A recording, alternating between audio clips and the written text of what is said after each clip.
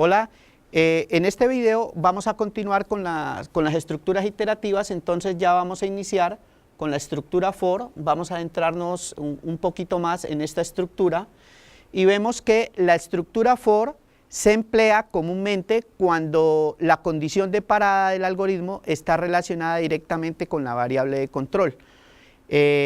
También yo podría decir que el ciclo for se usa cuando yo conozco previamente cuál es la condición de parada. En este ejemplo yo digo para i igual a 1 hasta 100.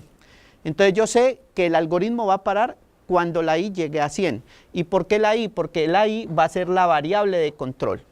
Una cosa muy importante aquí en el ciclo for es que todas estas estructuras iterativas deben tener estos tres componentes y les debe quedar bien claro.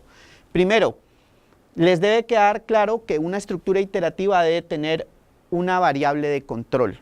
Esta variable de control es la que me permite inicializar y terminar, ¿sí? Entonces, toda estructura iterativa debe tener una variable de control. También tengo que tener claro hasta dónde va, cuál es la finalización, cuál es la condición de parada del algoritmo. Y como tercera parte de esta estructura es cómo es que se va a ir incrementando el algoritmo. Yo puedo ir incrementando de 1 en 1, de 2 en 2 o de 3 en 3 como mi problema lo requiera.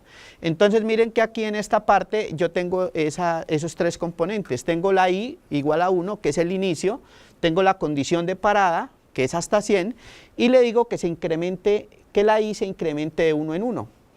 Entonces, ya pasando al código de Python, y si yo quiero imprimir los números del 1 al 100, entonces simplemente le digo aquí, para i en el rango, ¿en cuál rango? Entonces quiero que este ciclo esté en el rango 1 hasta 100, que vaya de 1 hasta 100, y aquí le estoy diciendo que se incremente de 1 en 1. Miren que este último parámetro no es obligatorio. Yo solamente le puedo decir que la i esté en el rango de 1 hasta 100 y automáticamente se va a incrementar de 1 en 1.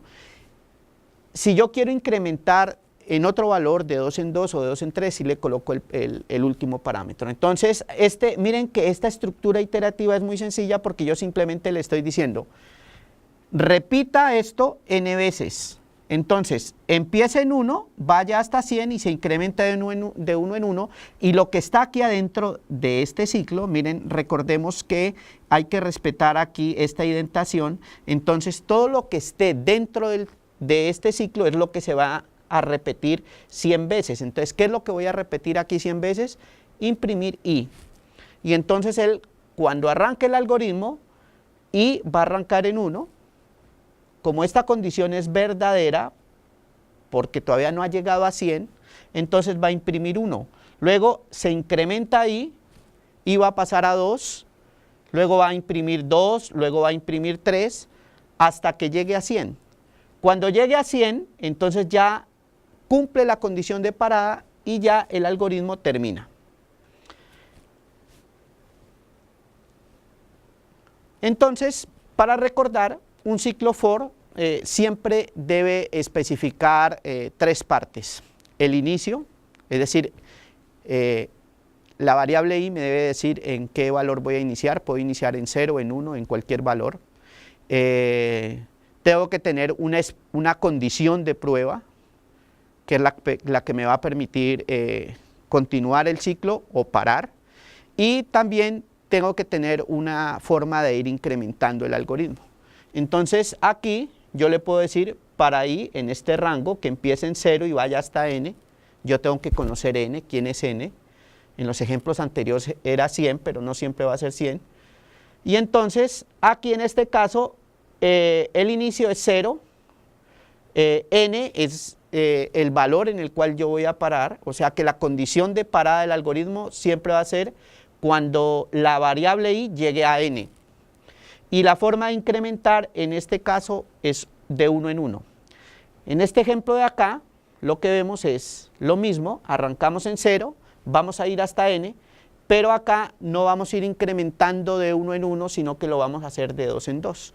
Entonces, miren que en el ciclo for, aquí en Python, no es obligatorio colocarle el tercer parámetro aquí, solamente le coloco el inicio y el final. Si lo hago así, tengo que saber que la forma en que se va a incrementar es de 1 en 1, y si lo hago así, pues aquí yo le estoy especificando la forma en que se incrementa. Bien, es muy importante tener en cuenta la variable de control.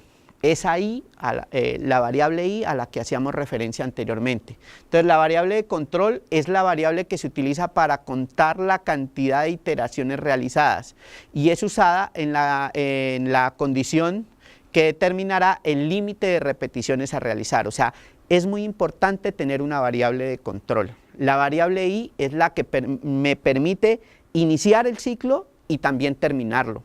Entonces, esa variable es muy importante cuando yo estoy trabajando con estructuras iterativas, se llama la variable de control, que aquí le hemos llamado i, pero ustedes le pueden colocar cualquier nombre.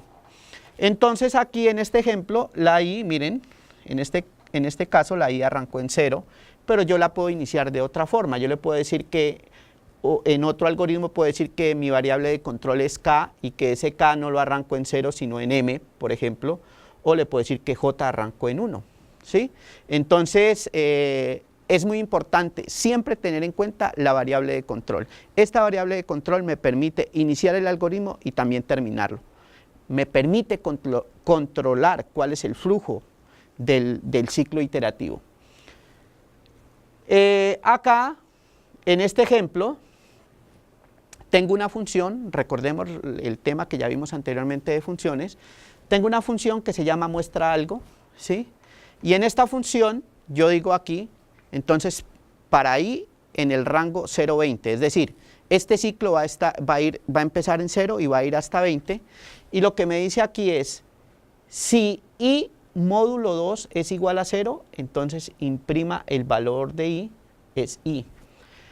Entonces, ¿qué es lo que hace este algoritmo? Aquí me están preguntando cuántas veces se ejecutará la instrucción print.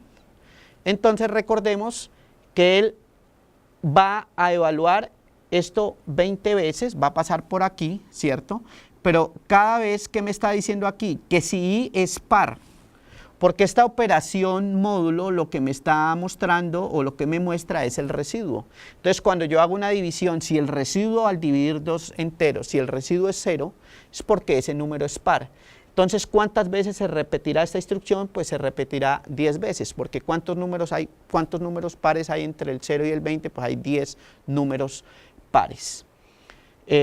Muy bien, entonces recordemos la estructura for con sus 3 partes, la condición de inicio, la condición de parada y también la forma en que yo voy a ir incrementando el ciclo iterativo.